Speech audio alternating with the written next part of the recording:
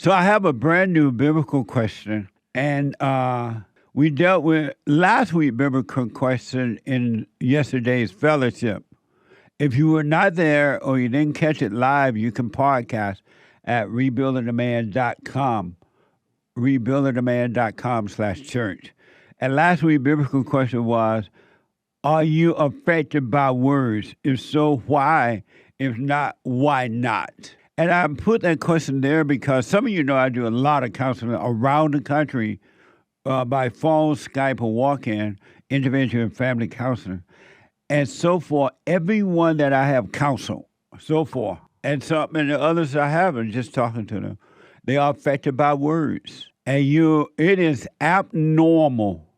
Even in the good old days when I was growing up, we were taught by examples, and we were told, sticks and stones may break my bones, but words would never harm me. And so we were taught not to be affected by words. And so even before waking up, I knew that it shouldn't matter what people said, whether it was friendly words or negative words. And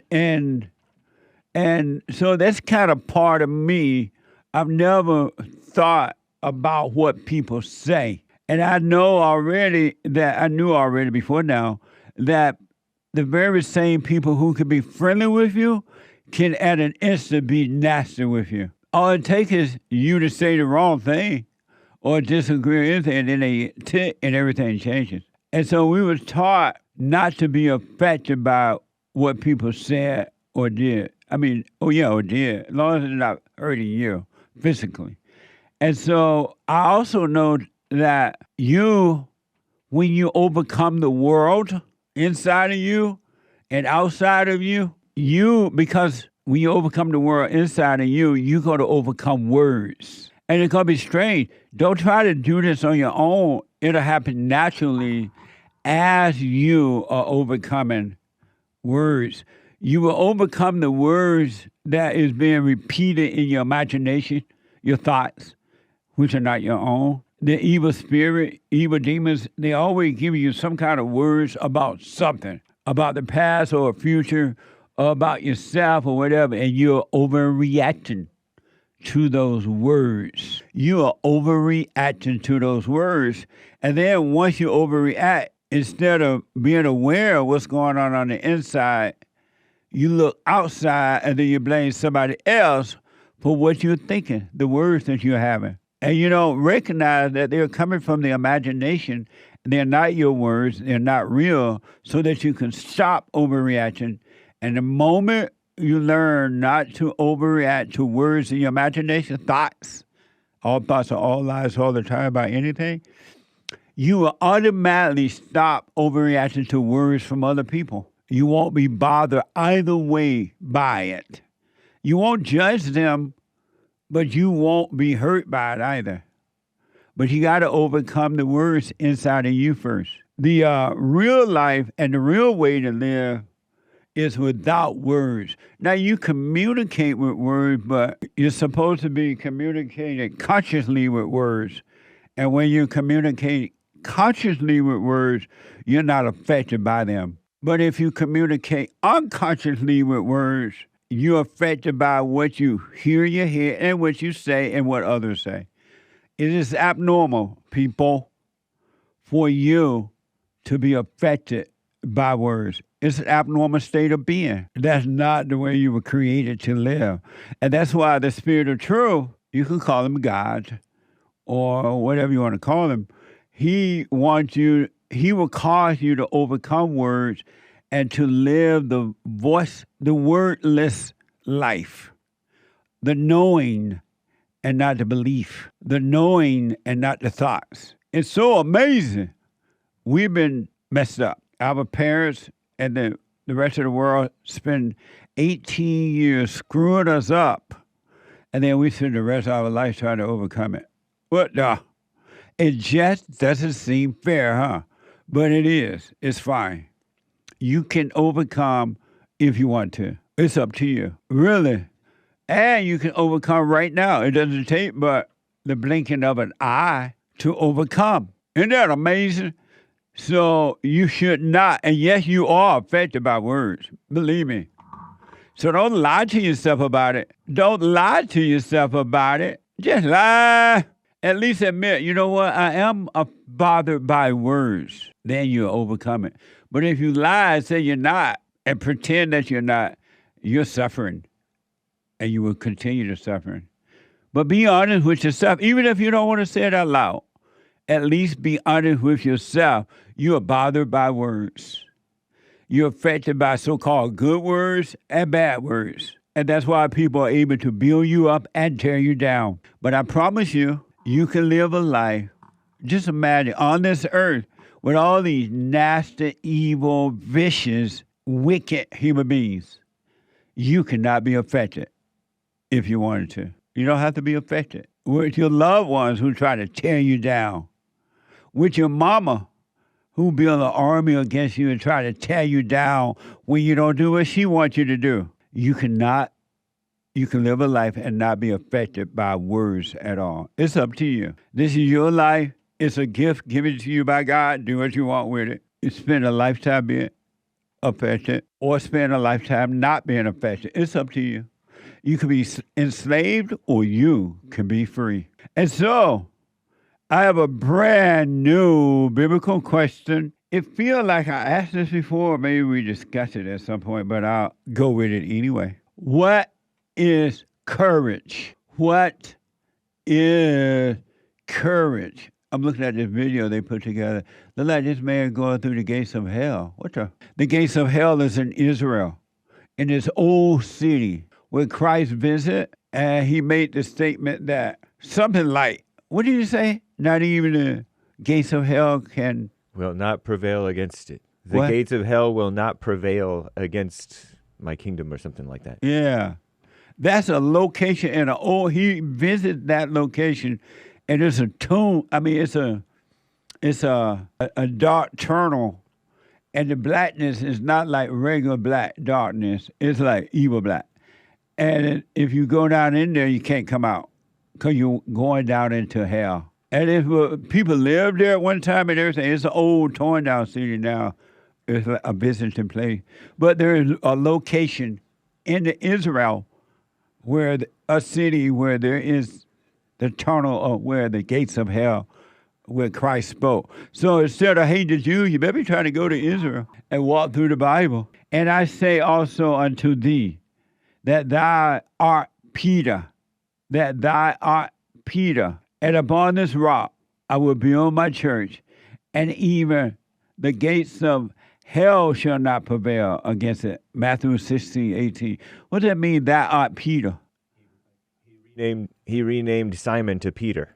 But what that had to do with the gates of hell? Because Peter means rock. And on this rock he'll build his church, and the gates of hell won't prevail against it. That's amazing, huh? Yeah. Christ was something else. Indeed. You sleepy? Nope. Well, yeah, like it. I'm just relaxed. You high?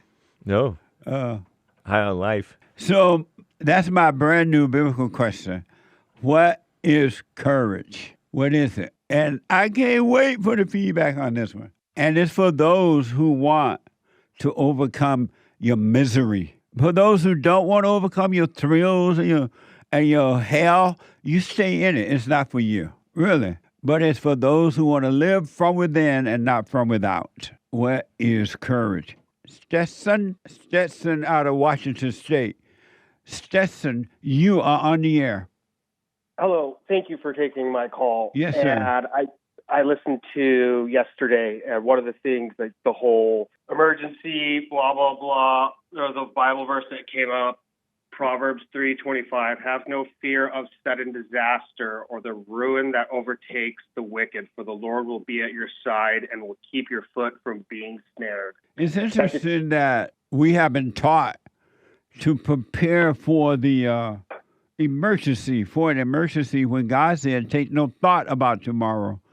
And what kind of emergency, and how do you prepare for an emergency? Why not just live in the present and deal with things as they happen? Exactly. And I was raised and understood wrong for so long, and I had an incident that's leading into this. On Friday, I was riding my bicycle, working on myself, going through a lot of stuff, and I see this big fat old man with a dog and a walking stick, and he is waving his hands erratically, and I'm just thinking to myself, this man is obviously extremely angry. He does not like bicyclers. I'm not going to stop because I could see him yelling profanity at me, and I had my headphones in. I'm like, do not engage, do not stop.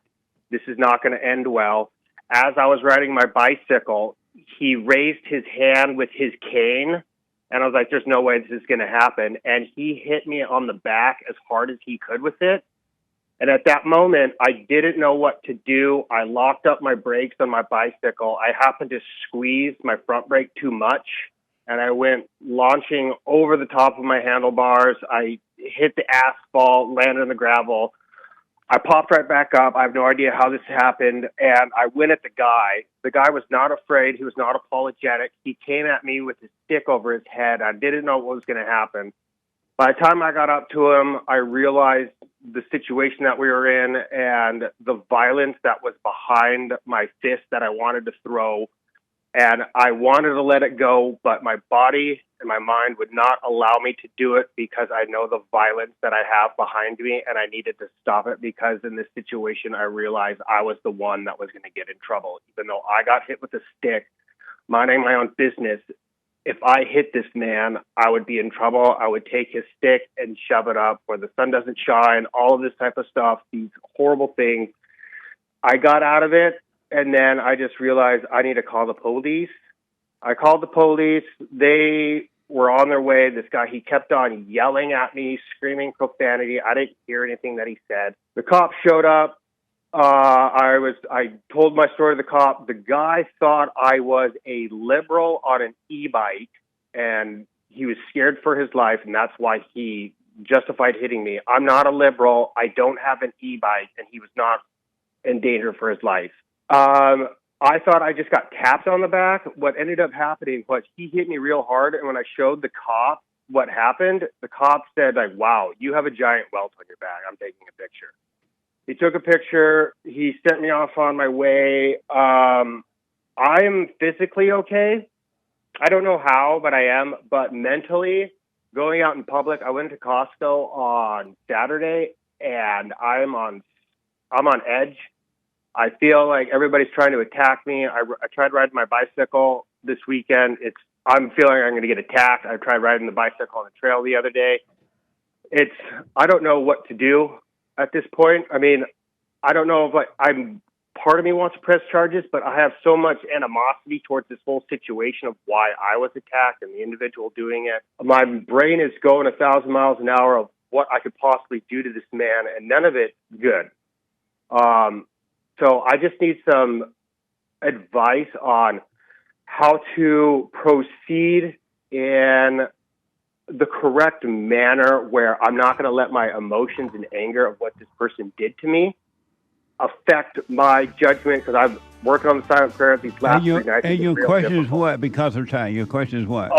Just like, what should I do? Should I press charges and go after this guy? Was he homeless? No, he's not. Oh, okay. Why did you go around and when you saw that he was standing there and going and reacting crazy? Why didn't I go around him? Right. I did go around him. I tried to avoid him. Okay. And so here's what I recommend. Drop the anger so you can drop the emotions and then sue him. Okay. That's where I was leading to, but I didn't want to carry any anger emotions. Yeah, drop the anger so you can see the right thing to do, all right? Okay, thank you. There's never a reason to be angry. Never, no matter what. And that's no matter how hard he hit me, it's like whatever. Hold on, Stetson. Let me take a quick break. Hate coming up. 1 more hour to go. Back in a moment. I want to go quickly back to STETSON out of Washington State. And he was attacked, according to STETSON, by some guy while riding on his bike. And he wanted to know what to do about it. STETSON, let me ask. Hello? Yes. Did you press charges? I have not yet. And why not? Due to the fact that I'm working on myself, and the anger that this guy put on me for being an e-biker, a liberal, all of this type of stuff is the anger that I have inside of me towards other people for this reason. And it's just like, I wish evil upon my enemies, and this happened to me. And just like this whole biblical thing and forgiveness and this walk that I'm going through. And I'm having a hard time wanting to press charges when I see the evil inside of me of what I wanted to do. Did the guy say you were a liberal? Yes, but I was wearing an American flag bandana. But the guy said to you, you are a liberal? Yes. Okay. But that doesn't make sense that you were physically attacked, but you didn't press charges right away. I know. That's why I don't know what to do in this situation. How do you not know not to press? If you were physically attacked in the way you say you were, how do you not know to press charges? From my experience with the justice system being whatever, I'll say a white male, a white strong male, people are going to look at me, and this has happened to me. They're like, you're a man, you got to deal with it. We're not dealing with you. And I'm like, okay, well, this person just assaulted me. And they're like, that's not our problem. You're not a big enough issue for us. And what do you mean by a white strong male? Because they see me and they're like, well, you should be able to defend yourself. But how do you know that when you didn't even press charges? Oh, that I'm just going off of my previous experience. But you can't go on a previous experience. You were attacked physically. Have you been attacked before like that? Not like this, no. But then how do you have no physical past history with that? It doesn't make sense to me you just didn't press charges. This guy, if he attacked you the way that you said he did, the obvious thing was to press charges right then and there, have him arrested. Okay, yes. But why that was not obvious to you? Why that was not obvious to me? Because of the anger and the hatred I had for this individual at the time, and I didn't want to make a decision based off of just my initial anger reaction. But the decision was made by itself when he physically attacked you. The decision was already made. You didn't have to make that decision. It was clear that he needed to be arrested. Yes. It's just from my experience, nothing was on my side, even though he physically attacked me. I've never had the police on my side, even when I'm in the right and the other person's in the wrong. Have you needed the police on your side for a situation like that? Like this? Not necessarily. But then how do you know it wasn't going to work then? You said the cop took pictures of it. Right then, the cop knew what happened. It doesn't make sense, man, that you did not press charges. I know it doesn't. I needed to get some clarification because I was in such an anger, rageful state that I wouldn't have said anything good. And I just needed some time to cool off. So I needed an outside opinion's voice on this because everybody around me is saying like, no, you need to go after this guy. I'm like, I hate this guy so much and everything that he did that I can't make a decision right now. Well, stop hating, drop the anger, but so that you can have a clear mind and, but I mean, the first thing you need to do is press charges, and then you'll see the next thing to do and the next thing to do. Roger that. I'll do that. Because, it's still in the process. I told the cop I needed some time to think about it. And the guy said that he said he was sorry, but that's neither here nor there at this point. No. I would definitely do what you want, of course, but I would press charges, and then you will see the next thing to do and the next thing, all right? Okay. All right, I'll go with that because I can't continue to live like this. It's weighing too heavily on me to not do it. But it's only weighing heavily on you because you're angry. Drop the anger, man. Okay. Yes, sir. All right.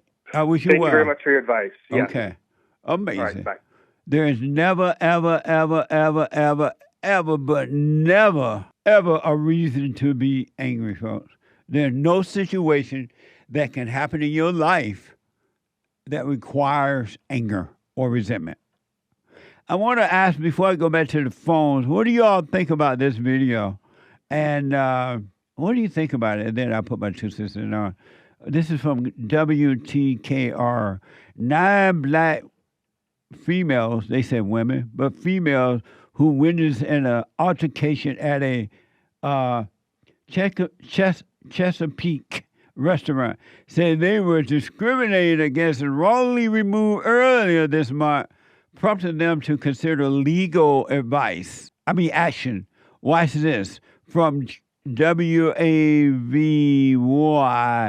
TV 10. What was supposed to be a night of fellowship for this group of women turned into a night of hurt, embarrassment, and pure humiliation. The 9 women had chosen to have a Friendsgiving dinner at Cork and Bull. We only had time to order our drinks, and a fight broke out between 2 African-American women that had nothing to do with us. Somebody break it up. This is video of the altercation. The 9 women say it happened between guests at a table that was across the room.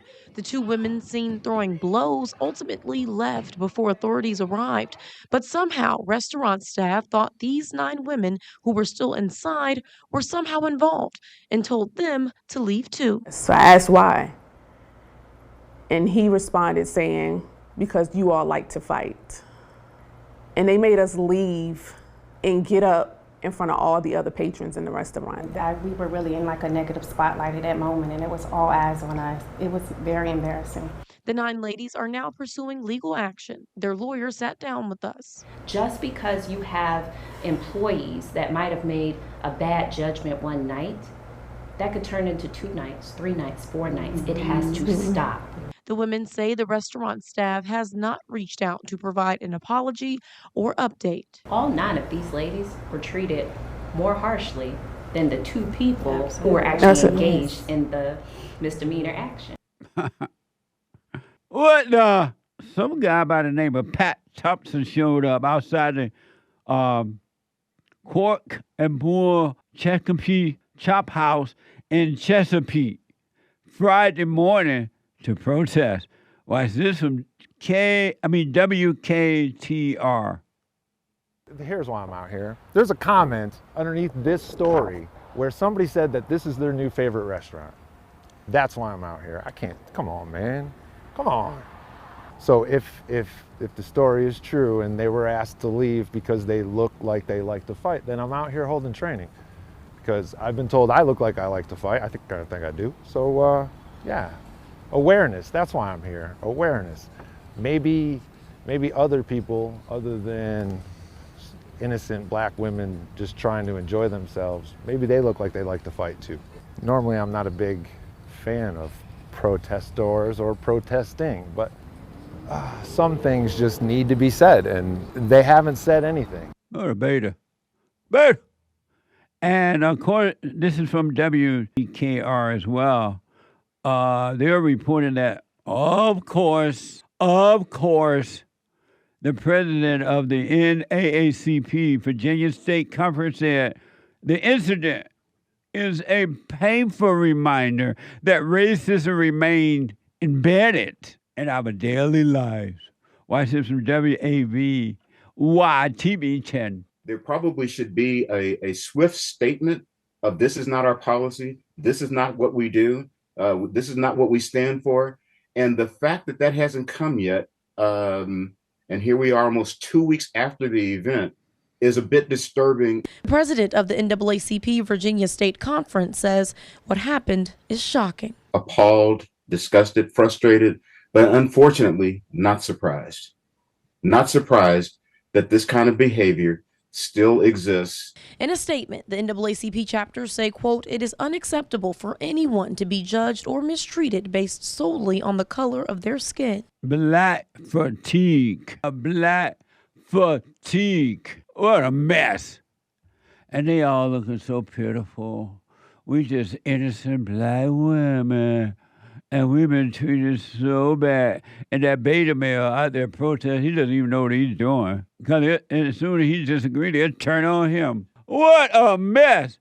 Black fatigue. And they need to go and get a life. He's so hurt. It's so painful reminder of racism, which does not exist, by the way. No such thing as racism. It's an illusion. More black fatigue. If you're that unhappy with America and you have this false idea that racism exists, why don't you move out of the country? And you and everybody knows that black people love to fight. That's all they do, fight everywhere they go. You can't even go to an event now and not, if they're going to be there, not know that there's going to be a fight. But yeah, racism. Everything is racism. And everybody know if the owner said that, y'all like to fight. If they said it, I don't know if they said it or not. They were right. Everybody know the blacks love to fight. They'll fight their own. They'll fight the whites. They'll fight anybody. They love to fight in a minute, too. They go right to a fight. So I don't know if the owner said, but the owner should be getting an award for saying it out. Mess. What a mess. So to the blacks who, and not all, but most are like this, why don't you change yourself? Work on you.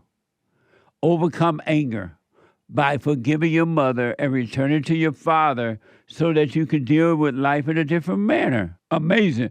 So, I haven't seen this episode yet. My producer told me about it this morning in our staff meeting, preparation meeting. And I haven't seen it, but it sounds interesting.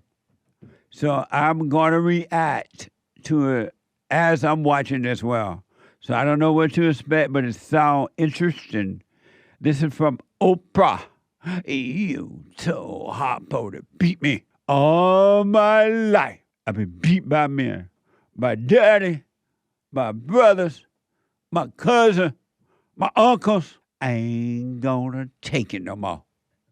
So apparently Oprah had this conversation about children or family members who don't want to play together anymore. Something like that. This is from Oprah in a groundbreaking conversation about one of the fastest growing cultural shifts of our time. Oprah talked with leading experts and a live audience about the decision to go no contact with a family member. Watch this first soundbite from Oprah. I have been no contact with my entire family for a year and a half now. No contact? No contact. Not a phone call, not a text, not a nothing? Nothing. For a year and a half now. Okay. Chris, how about you? It's been 4 years since I've had contact with my parents and my siblings. 4 years. Not a word. Not a word. Okay. Mama and said Kendall. there'll be days like this. I've been no contact with my 30-year-old son for 2 years. By your choice? By choice. Oprah's skinny. Whoa, that's little Oprah. I haven't seen Oprah in years. I didn't know she was still around.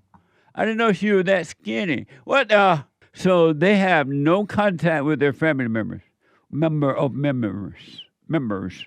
Here's a clip of one of the audience members explaining why she want no contact. Watch this. When did you first make the decision to go no contact? As sad as it is to say, ever since I was young, I knew I would be no contact. Being a younger 9 years kid. old, yeah. And I had family that saw how I was treated as well. It is multiple events. So it's not just one traumatic event. What was the final straw for you that you said, that's it, no more? It was a phone call, actually, where I spent my whole life trying to change every aspect of myself to be the perfect daughter and to make the relationship work. And it was a phone call where I tried to set a boundary of just, don't talk so rudely about your children. Like, we're not punching bags. And my mom is actually the one that blocked me initially. So she's the one that laid down that foundation, and I followed suit and just cut off contact everywhere else. Mama told me there'll be days like this. Mama said, there'll be days like this. There'll be days like this. What do you think about that, folks? Hake, come here for a moment. In the same audience member, so she said her mama made that an issue, no contact thing. The same audience member went on to ask an expert if the longing for a family member connection ever goes away. Watch this. I hear you have a question for Dr. Gibson. So I have no regrets about my decision to go no contact. But every time I see a girl with her mom or dad, it physically aches in my heart. And so does the longing for that connection, despite never experiencing it myself, ever go away? Or do you just learn to live with it? Yeah, it's like any terrible loss. Yeah.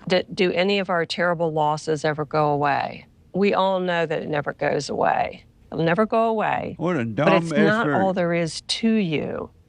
And so you carry this, I see it as part of your increased complexity as a human being, your increased depth, and your ability to know what it is that's good for you and not good for you. And when you bring all that together, yes, that feeling is still there, but the context is now so much bigger because you're a much more complex person. She's dumb. Give her that degree she has. I told you, as educated people were dumb. That's dumb advice. That's pitiful advice. This so-called expert advice person has no idea what she's talking about. I need hate there. Where is he? Oh, okay. She has no idea what she's talking about. What do you think about that, Nick? About this whole no contact with family members, and does it ever go away? I thought this whole thing was so wrong. I hated it. I shouldn't say that word. But I hated everything about that thing with Oprah and all that. It's so the opposite of love. Like, you could tell that there's like a resentment, and you could tell there's like desperation. And I didn't really hear much of Oprah, what she said. I don't know if she justifies this or not. But it's so the opposite of what you say and what Bond's been saying. Like, you shouldn't even have to decide, am I going to go to going no contact or not? That means you're controlled. That means you're in a situation where you're being controlled. Amazing. There's just no love there. It's like dripping with contempt. Oh, and the whole and that woman, man, she was saying her little thing about will the longing ever go away? That is the most calculating, cold person, because the whole thing was a lie. By the way, that's an example of crying and lying with no tears. That whole purpose of her statement there was to ingratiate herself and make her seem a certain way. It was very cold and calculating. It was gross. That's one of the most dumbest experts I ever heard of with a degree. I told you, every time you listen to the woman, you will suffer. You will suffer. Hey, did you see it? Yeah. What do you think about no contact with family members? It's happened a lot now with family members. And the expert saying the longing never goes away. It doesn't make sense. How could, anybody could even know that? Because people forget about stuff. Because life changes. And what was your question? It's a fast-growing cultural shift in our time. No contact with family member. Right. With a family member. Yeah. What do you think about that? It is very popular now, in that you see it more and more. Yeah. I don't like how women or Oprah cover things like this or talk about things like this. Yeah. Because they turn it into a trend. They turn it into a trendy thing to do. And they have a name for it. And then they start preaching it and talking like they know what they're talking about. Did you see the expert tell the woman asked the expert, does the longing ever go away? And her response was so dumb, I don't even know what she said. It doesn't make sense. It's bitterness, and they're kind of doing away with it's kind of like they're doing away with the neediness for their parents by talking about their parents. Yeah. It's like, what's her name going to Ireland and still talking about Trump and keeping up with what's going on with Trump. Rose is thinking about Trump more now than any other time. She might as well stayed in America and been miserable. Right. But the longing does go away, folks, when you drop the anger. That's the only reason the longing is there, because she's angry. And somebody needs to tell that so-called female expert she needs to give back her degree and get her money back. She's dumb as her doorknob. What the? Yeah, it's bitterness and complication. Yeah. And mess. So I want to play this video where you were out there protesting the Allah Uaba people. This was in Dearborn, Michigan? Yes, sir. All right. That's the the head of the snake there for the Islamification of America. It's 60% Muslim community, and all the city council members, school board, everybody's Muslim. And here's the soundbite from that. Jesus Christ is King of Dearborn, Michigan. Jesus Christ is King of Dearborn, Michigan. Jesus is king. No Talmud, no Quran. America's a Christian country. Hey, yo, guys. Hey.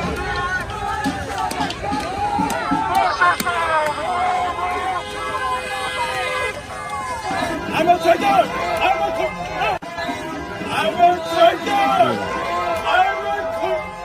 Tampa Bay Islam event.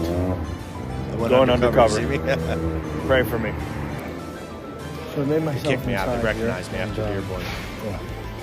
You guys are outbreeding insidious parasites on the American way of life. You will never look like us. You will never eat like us. You won't build buildings like us. You are nothing. You can build nothing. Just like President Trump's great American friends have said. You guys are not us, and get the out. America first. America only. God bless America. Jesus is king. Middle East, buddy. Shut the out. Jesus is king. Jesus is king. Jesus is king. That's amazing. Who were you speaking? Was that the city council? And they were Muslims? Yes. Oh, they were Muslims. Yeah. And was that in Dearborn? That's Dearborn, Michigan. Yep. That city is unrecognizable. The street signs are in Arabic.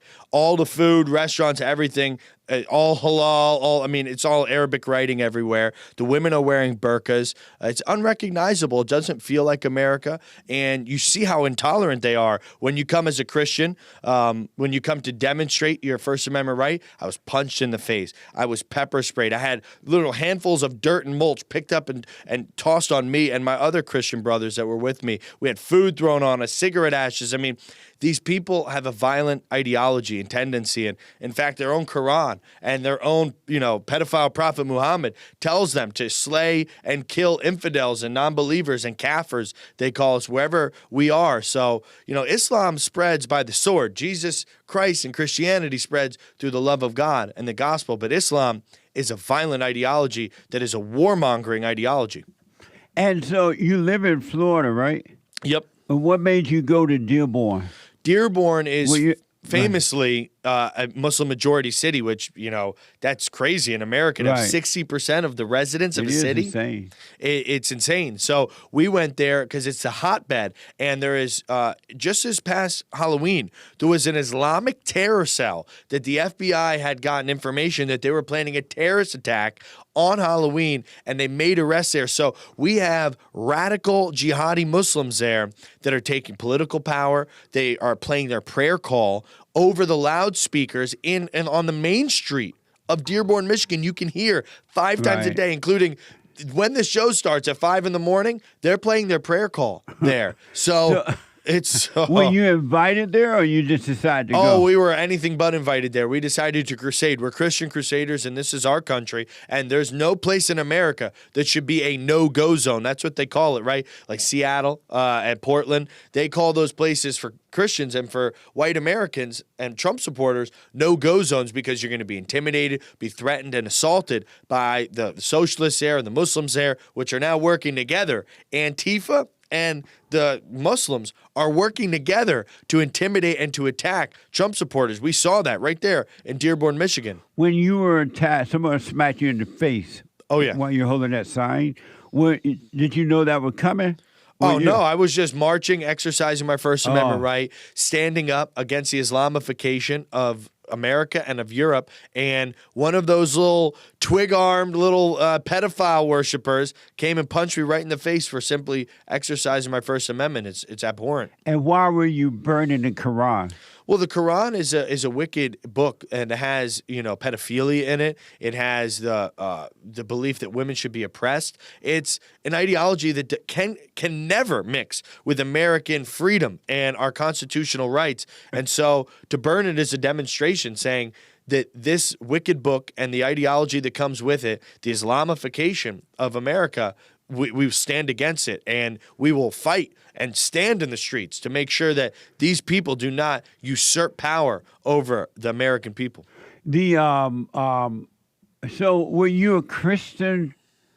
Were you raised Christian? Yes, I was raised Irish Catholic. Yep, baptized, First Holy Communion. Really? Yep. But are you Jewish or white? I'm white, and I don't think that as a Russian Jew on my mother's side, I believe that that's a white Jewish sect of Judaism as far as the bloodline is both white and religiously Jewish. So my mother is Russian Ashkenazi Jewish, and my father is German and Irish. So I have two white European bloodlines on both sides of my family. So I consider myself, and I think that most Ashkenazi Jews that are from Europe bloodline would consider themselves white Jewish, at least half Jewish on my mother's side. So I don't think that those things are mutually exclusive. People say that to be Jewish is not to be white, and they say even the Jews don't consider themselves white. But I'm here today, most certainly, as a Russian Jew on my mother's side and as an Irish German on my father's side. I'm European through and through, and I'm white as the day is long. So I don't know what to say. I'm a white American man. Is how my identity is white American Christian. You don't identify as a Jew. I don't have the religious background. I thought you had to have. Isn't that the mother? It's the mother that made the person Jewish. I mean, some people say that, but I mean, in the Bible, the bloodline's passed down through the father, quite honestly. I mean, Jesus' lineage is tracked to his father, and all the lineage is tracked to the father. But I'd say that obviously I'm half Jewish, right? If you consider it a bloodline. But I consider being a Russian, the bloodline of where I'm from, my mother's side. So I'd say that I'm a white European American man. Amazing. What? Amazing. What do you think about Putin? Putin is defending Christian values in Europe. He is creating and maintaining a homogeneous society over there. Obviously, when we see people go to war with one another, it's hard to pick a side, especially because, I'm over here in America and I'm worried about American problems. And it's the same thing, kind of the question about supporting Israel and supporting Palestine, supporting, Ukraine or supporting Putin. Personally, I think Putin is a Christian and he's protecting his homogeneous Christian Orthodox society. And he has every right to do so from the encroachment of the woke liberal left that Europe, all of Europe is pushing, the EU, on Russia. So, my hat's off to Putin for doing that. I don't like to see, obviously, lives lost in that war over there in Ukraine. But as an American, we put too much onus on who do you support, Putin or Zelensky? Who do you support, Netanyahu or the Palestinians? I'm America first, America only. I really don't give a shit what happens in that region of the world. I'm worried about what happens here in our country. So the dream team is the Great White Hope, Donald Trump, Netanyahu, and Putin. That's the dream team. What do you think about that?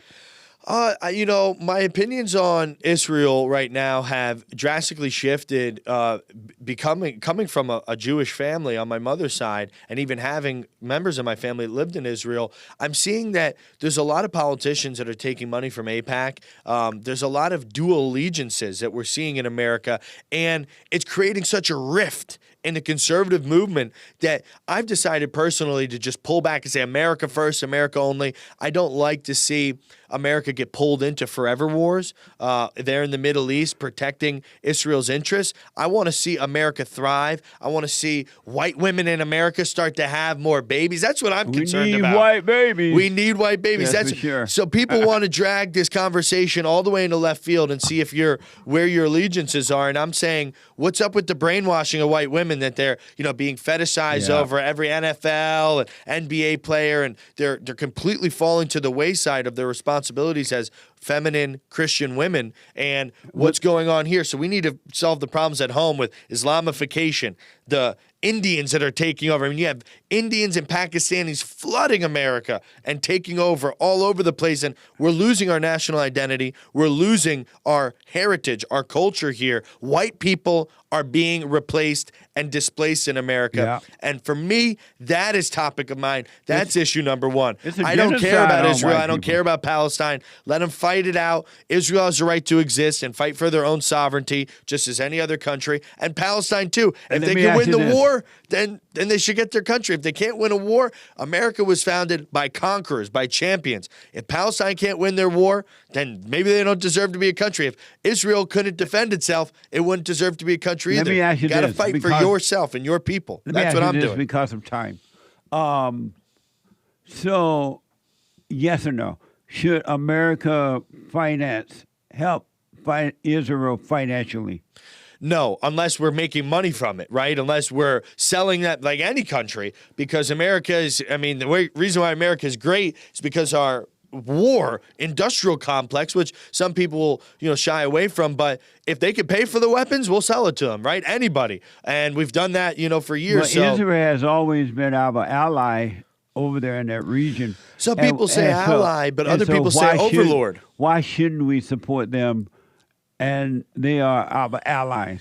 Well, and the fight against Islam, Israel is our ally, but we have also this competing understanding that Israel's actually dictating U.S. foreign policy by buying out congressmen and waging these kind of blackmail campaigns, like with Jeffrey Epstein. So, if Israel wants to buy weapons from us and fight against Muslims in the Middle East, I love it. Let's go. You know what I mean? Have you ever gone there? Yes, I have. You've been to Israel? Yes, I have. And so you don't feel that you're turning on Israel by being against the Israel? Israeli people are a great people. They act like white European. It's a beautiful democratic society there. You can send your daughter there. She can walk home 2 a.m. from a club and she'll be fine. Nobody's going to attack her because it's a safe, homogeneous society. That being said, the Israeli government is different from the Israeli people there. And, we need to understand that the Israeli government is behind a lot of the mass migration issues that we're seeing for the first place here. We're displacing people from their homelands in the Middle East. Let me do this because of time. I got 5 minutes here, I'm told. Do you recognize that if it wasn't for Judaism, there would be no Christianity? Of course, So why did you one with Israel then, knowing that if it wasn't for Judaism, there would be no Christianity? Well, as Christians, we are the Israel of God. We are the chosen people of God now. There is a certain understanding that we have that the fulfillment of the old law has already been fulfilled by Jesus Christ. The old law has passed away, just like an old wineskin, right? Jesus told us, you can't put new wine in an old wineskin. Are you saying that Christians are the Jews and not the Jews? Christians are the Jews, yes. In the technicality, Christians are the chosen people of God. Where do you get that from? We are the ones to receive salvation. The promise of God has been shifted from the curse of the law to the promise of salvation. And so salvation is opened up to anybody. The Jewish people are still a special people in God's eyes. But until they lift the veil off their eyes and accept Jesus into their hearts, they are just as damned as any Muslim, as any Hindu, as anybody. Most Christians have not accepted Jesus. What Christians? I don't know any. That's a fundamental part of it, being a Christian. No, most Christians, they have not. They say they accepted Jesus, but they're still angry. They're still judgmental. They're still evil. How can you be evil and judgmental if you have accepted Jesus? How is that possible? Well, the Lord does great works in everybody's heart, and He says He's faithful to complete the things He started inside you. So many Christians are on a walk with God where they fall, they slip, but they get back up. You can't fall Jesus once you're with God. Yes, you can. Do you love the Muslims? I do love Muslims. Yeah, I love all people, but I don't want them here. I love them there. I want to show you this video. We have a guest on earlier in the first hour. We had Jake Lane on the show, and he's fighting against Islamification in America, and he's seriously about it. He was over in Michigan holding a thing there about it. But there are, I guess, liberal females or liberal people who love that our country is being overtaken by Allahu Akbar people. Watch this from Grok. Here's a video. Is it Grok? Yep. Yes. Here's a video of mostly white liberals filling a Somali restaurant in Minneapolis, writing encouragement notes like, "You are loved," to counter fear of ICE deportation targeting the community. Watch this from X. Something beautiful happened in our community today. It started with an invitation for a few friends to join me for lunch, to support our Somali community, support our businesses, and write a few notes of encouragement. But people just kept coming in the door. Friends had invited friends, and before we knew it, the restaurant was filled from front to back.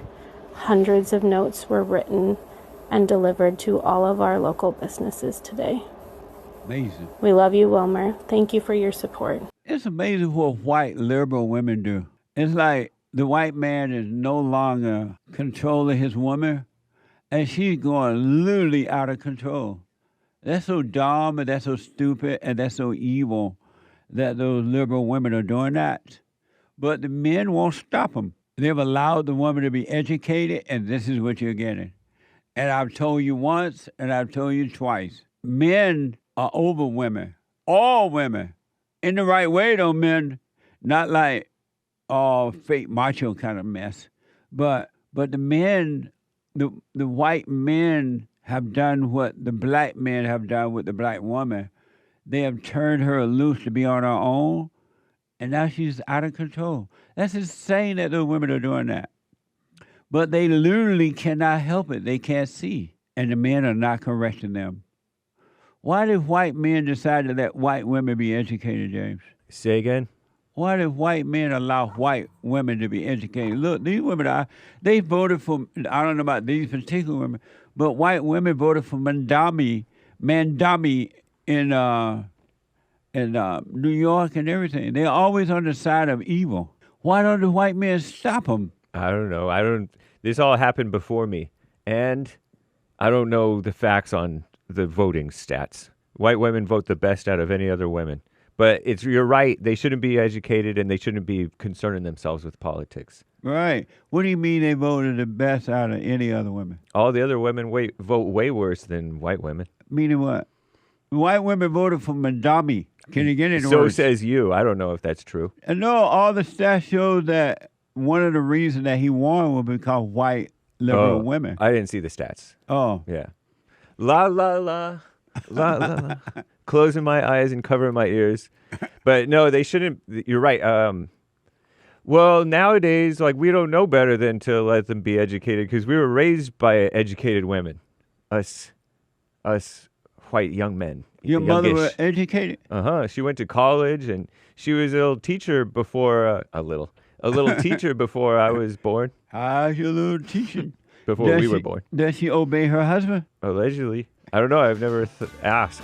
But you were raised by that. I didn't really notice. I want to show you something else that is ridiculous. Ridiculous. But because you're into thought and ego, you think that is real. ABC 7, New York. A fashion movement is sweeping social media, and it is all about trading sweatpants for sweaters. Young men across the country are opting for quarter zip and are posting about leveling up their lives on social media. Watch this from ABC 7, New York. To some, it is just a sweater, but to others, the quarter zip pullover is a movement, thanks to Jason Gemfy of the Bronx. And another thing, I'm a quarter zip dude now. Jason graduated from Allegheny College with a degree in computer science, and when he started interviewing for jobs, he knew it was time to upgrade his look. When you look good, you feel good, you do good. He posted about his job-seeking attire to his already strong following of thousands, and suddenly the quarter zip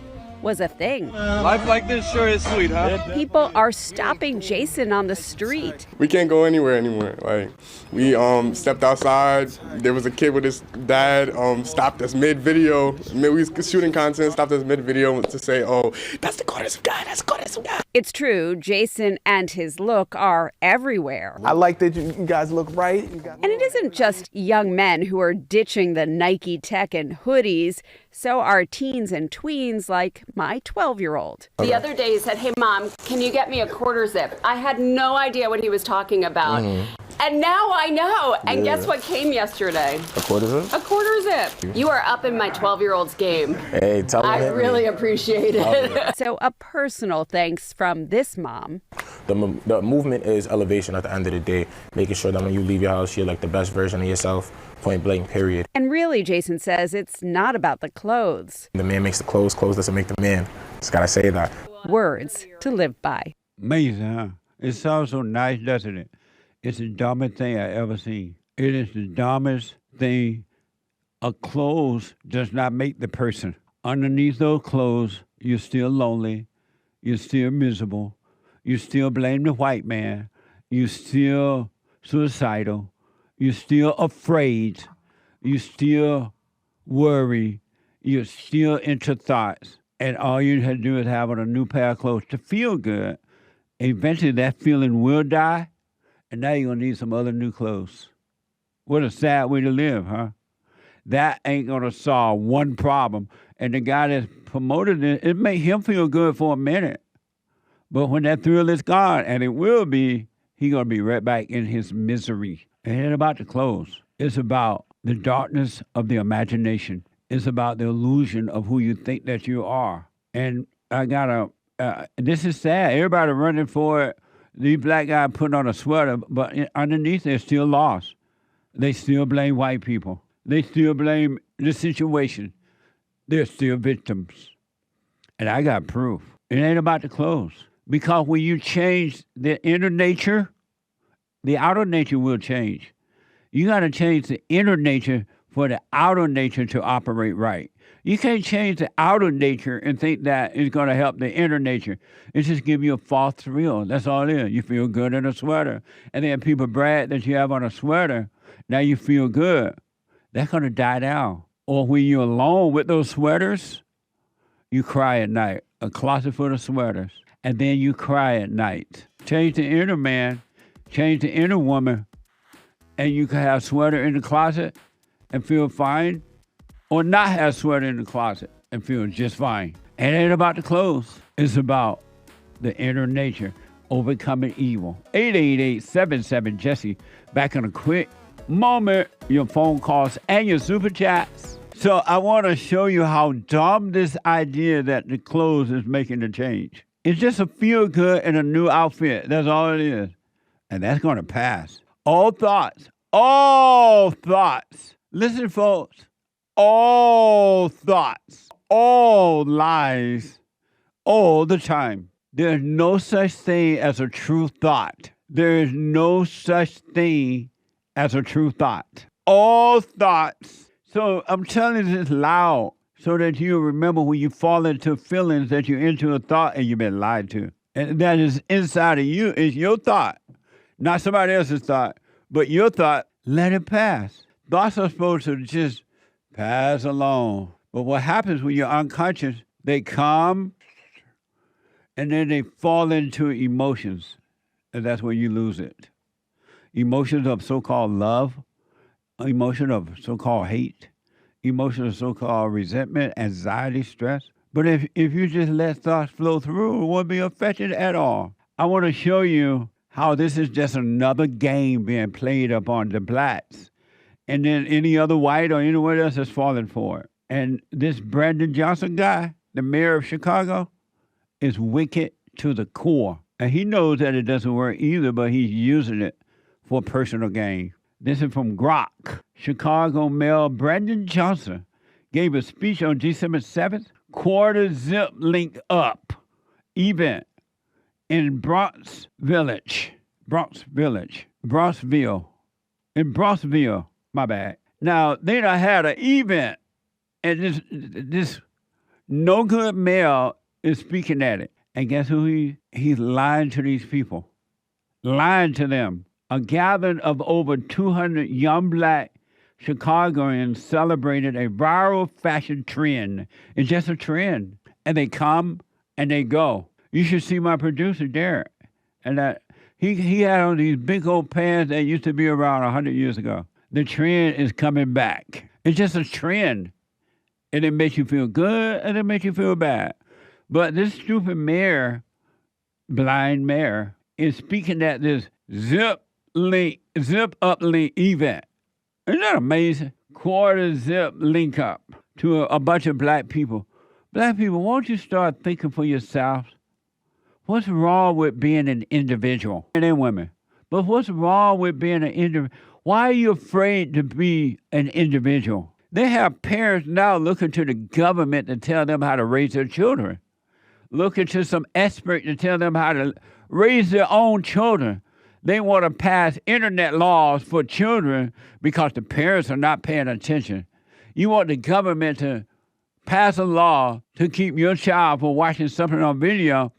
That's your responsibility. But anyway, so this stupid mayor is speaking at a quarter zip uplink event. And for black Chicagoans, Johnson framed the event as a transformation force. That's a lie. This ain't transformation to anybody. It's not transformative and it's not transforming. Underneath those zip up link, those people are still miserable. They still blame white people. They still think that they're a victim. They still believe that slavery is having an impact on their lives. They still think this and that, and they're wrong, but they're thinking it. And the sweater ain't going to change that. But this mayor speaking at this event, stating that those who held the power before feel intimidated by the level of power due to their guilt and shame. He didn't say white people, but I guarantee he's talking about white people. He's saying that white people feel intimidated by these black people putting on quarter zip up link sweaters. This mayor is telling the folks that these white, he didn't say white, but they feel guilty. They feel intimidated that black people putting on zip up sweaters. Can you believe that? And white people are like, what y'all? But anyway, I want to play this so I can get to your calls. The mayor stated that those who held the power before feel intimidated by those level of power. Put it on a sweater is not power. I don't care if you can zip it up all over your head. It's not power. It's just a zip up sweater. There ain't no power in that. Zero power. But if you think it's power, you believe it a lie. But anyway, those who held the power before feel intimidated by level of power due to their guilt and shame, interpreted by critics as a veiled reference to white historical dominance. Watch this from X. We are the transformation that this city is looking for, but make no mistake about it, there are those who are intimidated by this level of power, right? Because in some instances, those who held the power before are living in their own guilt and shame. And so they are intimidated by this sight. But we have to demonstrate to the rest of the world what it means not just to come together for our people, but how our liberation benefits all. That's sad. That's Satan speaking to those folks. That ain't no power. And white people don't care how many sweaters you put on and how high they zip up or how low they zip. That so-called mayor is lying to you. While on the south side, they're still killing one another. They're still robbing. They're still raping. They're still lonely. They're still sad. They're still depressed. They're still suicidal. It ain't changing one black person's heart. Zero. And white people are not intimidated by you putting on they probably want you to put on a sweater because you look so stupid with baggy pants. Tony out of California. Tony, you are on the air. Good morning, Jesse. How are you? Hey, Tony. Well, it's amazing, my friend, how you just tell people, about the young people changing the way they dress. What do you mean? To be able to, you just saying about the zip-up sweaters? Right. Now, at one time point, you were talking about black people, male figures, wearing saggy pants. And you were talking about how stupid that looked. Now you're saying that the zip-up ain't going to make no changes in a young man's development. Are you saying that it will? Saying, of course it will. How would it change them? How? Uh-huh. By their appearance. How would it change the person? By their appearance. How will it change how putting on a sweater, how will putting on a sweater change the person? Not just the sweater, Jesse. It's also they wearing neckties and bow ties with the sweater. And how would that change the person? That would give them a better professional feeling of being better and being accepted. Because as you said, this is the white man's country, white man's world. Tony. So we got. How will it change putting on a sweater, a zip-up sweater, and a bow tie and a shirt? How will that change the person? That would, for one thing, it would not allow the white woman or white man be afraid of them, because they when they look at a black man, the first thing coming to mind is that's a thug, as you always say. But by this, Tony, you're not telling me how it's going to change. I'm listening, but you're not telling me. You still talking about the white man. Why don't you forget about the white man and live your No, own I life, can't. Tony? I can't. Why not? I can't. That's because this is the white man's world. You said. And so why You can't said this. And since the white man let you in his world, why can't you just No, be he grateful and go and live brought your? me in his Tony, world. hold on. He bought. Tony. Okay, go ahead, Jesse. I'm listening. Go ahead, Jesse. You're not listening. Since the white man let you into his world, and you're grateful that he let you in his world, right? Go ahead, Jesse. I'm listening. Are you grateful that the white man allow you into his world? He didn't allow me. God allowed me into this world. So go ahead, Jesse. So are you next question. grateful that God allowed you into the white man's world? No, God put me in the place He want me to be, Jesse. Are you this grateful? is not the white man's world. You said it this was. This is your white man's world. You said it was, not me. I'm repeating with the words you use, not me. And so, this Tony, is not God. This is not the white man's world. This is God's world. Who founded this country? White people or black people? God. Tony, who was found? Here first? Who was here? Tony, who was calm here down. First? Calm down. The black man. Tony, calm come down. On, let's talk. I'm gonna let you go if you talk over me. No, come on. I'm talking to you. Calm down. You asked the question. I'm answering it. Calm down. Stop. Go ahead, Justin. The black man was here first. Tony, who founded this country? White man or the black man? The black man did. What black man founded America? They took it out the history book, bro. Tony, they took it out the which history white book. man? Which black man founded America? The one that was here, of the white man they called Christopher Columbus, that landed here, but the black man was here before he was here. Tell me, which black man was here before the white man? I'm telling you, just I just told you. You're not telling me who. If they had left the names in the books, we would know. So you said the they white didn't man leave. erased just the same thing that Trump doing today. Erased the black history. Tony, you're saying that the black man founded America, right? Here. But they took it out of the history book. If they took it out of the history book, how do you know about it then? Because it was in the books, bro. It was in the books. And they took it out. Tony, how do you know it was in the book? Because I just told you, Jesse. How you know it was in the book? Let's go back to the original. Tony, I'm gonna ask you one more time. How do you know it was? You ready to run? How do you know it was in the book? How do you know it was in the book? It was not in the book. Because it was in the encyclopedia. How do you know that? Encyclopedias don't develop. How do you know that? I read it. You read it. And which encyclopedia did you read that in?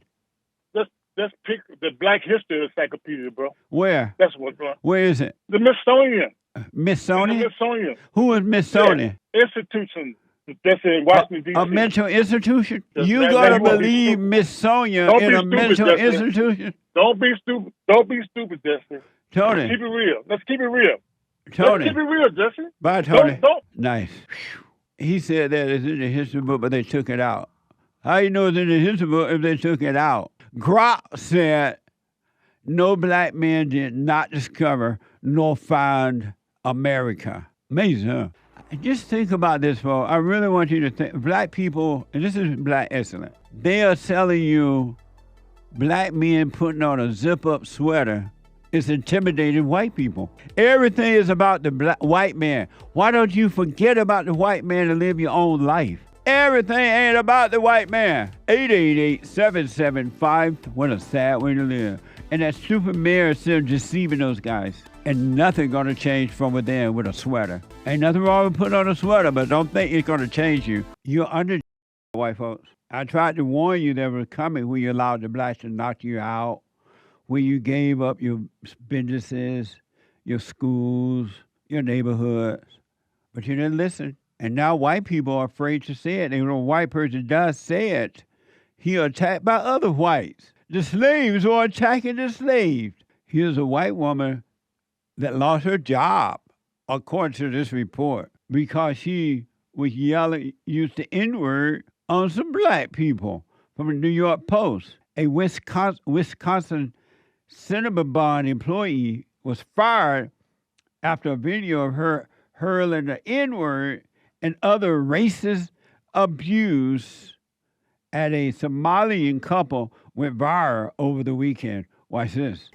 I am racist. So idiot for and real. you are an You are an idiot. No, I I'm am not. racist, and I'll say that to the whole entire world Don't be disrespectful. You ruined your life, by the way. Oh, you talking about respect?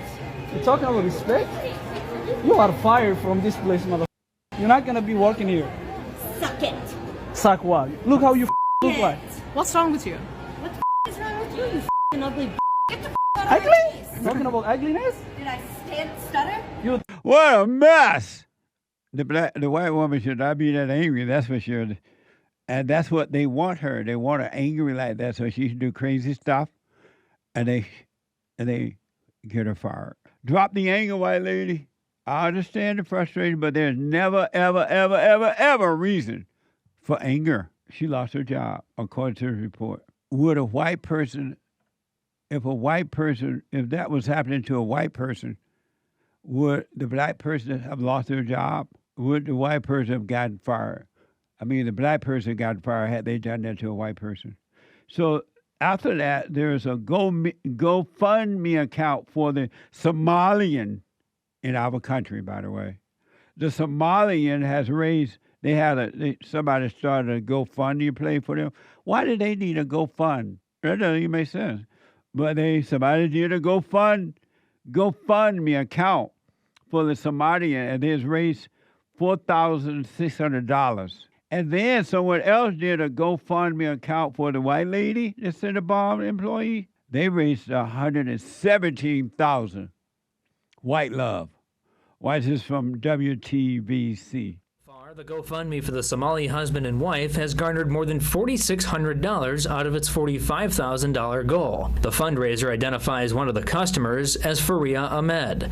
According to the fundraiser's page, it says the money will be used for legal fees. It's unclear what legal action is potentially being taken, but calls it a fight against racism. The page also says the GoFundMe was started by a cousin of the couple. Meanwhile, the fundraiser for the former Cinnabon worker, who is white, has raised more than $117,000 out of its now $271,000 goal. In this fundraiser's description, the now former worker is simply identified as Crystal. It says funds will go toward helping Crystal land on her feet after being fired. It goes on to say, quote, no white person should lose their job for refusing to be harassed by Somalians, unquote. Right on. Drop the anger, but right on. At least the white woman got some support. What white? Drop the anger, folks. All races of people, no matter what the color. The anger is the problem. Anger separates you from the tree of life. If you have one iota, a bit of anger, evil is your God. Small g, but evil is your God. And you're separated from the true God. I don't care how much you read the Bible, quote Quran, or whatever. Satan is your God. And you do not know God. You know about him, you heard about him, but you don't know him. And one other thing, there's this some sort of incident with this female, Erika Kirk, and I don't know what's going on with her, but Kirk, not our Kirk that worked for us, Kirk as in Charlie wife. So Hake is telling me Occupy is like what Ukraine is saying that Russia is doing, something like that. So apparently, thank you, Hake. Apparently, Erika Kirk, the lights are on, but ain't about a home with this female. Yahoo News is reporting. I don't know what's going on with her because I didn't watch this episode of this. I didn't watch this show that she was on, and the last time I saw her was when she was like, "I forgive him." I'm like, what the? But anyway, my bad. Yahoo News is reporting Erika Kirk, the widow of Turning Point USA founder Charlie Kirk, fired back at conspiracy theories. Apparently, there's some people who level a series of unfounded accusations about the assassination of Kirk.